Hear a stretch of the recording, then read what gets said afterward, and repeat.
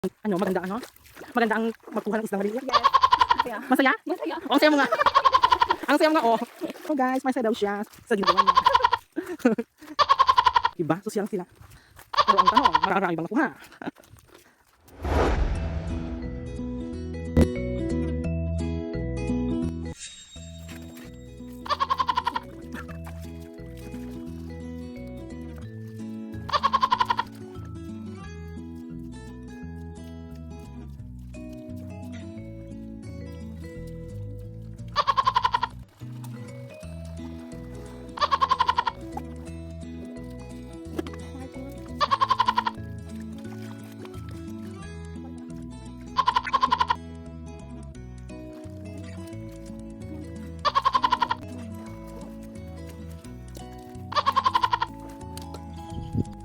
Nakakapagod guys.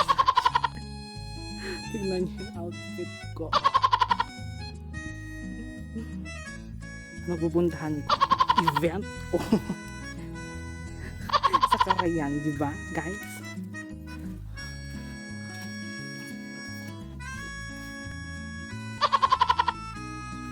Ko alam kung diba, ang experience yun, di ba? I think, ganito kami sa probinsya guys.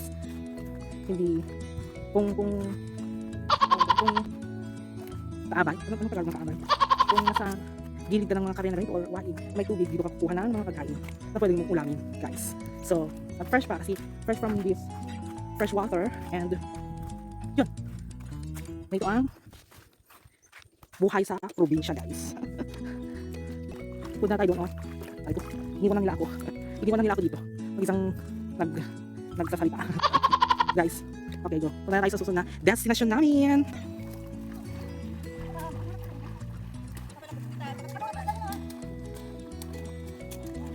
So guys, yung ginagawa nila, ganyan yung ano, para pumunta doon sa loob yung mga maliliit na isda para makuha nila. Diba? Oo, para pumunta doon sa loob ng ano, anong tawag dyan? Kapot pag Ilocano. Kung mo anong Tagalog nun, guys. Kalimutan. Oh, ang dami ba? So, ano, pagod ka na. Pagod na siya guys. Oh. So, anong experience mo? Bigat? Kaya? Ah? Diba? Ang saya. Diba sabi mo kanina ang saya? Pero ngayon, mahirap na. Bakit mahirap? Nagmaano dito. Kasi yung ano, yung iba, Sa balbet papananda? oo. So ngayon, papanoorin na lang natin sila. Kasi pagod na kami guys. Ay, Diyos ko. Diba? So guys, pagod na kami. So, ito. Na kami, oh.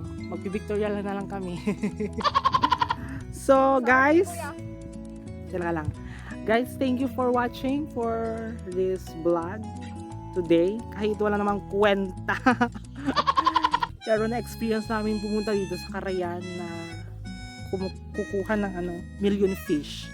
So, don't forget to subscribe our YouTube channel and click or hit the notification bell for our next update for our videos.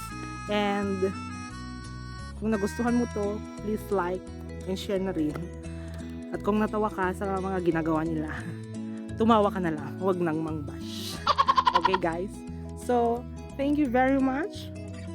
So, this is Kisho Nagkawili. Thank you for watching Agyaman in Ilocano. Thank you very much. Salamat. Bye!